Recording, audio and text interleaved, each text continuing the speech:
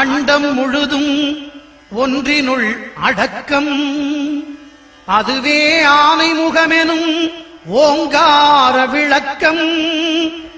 சுழலும் கோள்கள் அவன் சொல் கேட்கும். அவனை தொழுதால் போதும் நல்லதே நடக்கும். ஆனைமுகனை தொழுதால் நவக்கிரகங்களும் மகிழும். நல்லதே நடக்கும், நல்லதே நடக்கும்.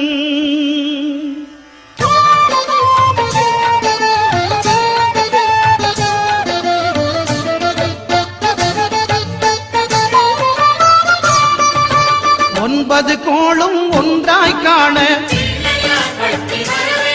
அங்கு கற்பகம் என்னும் கடவுளின் மெய்யில்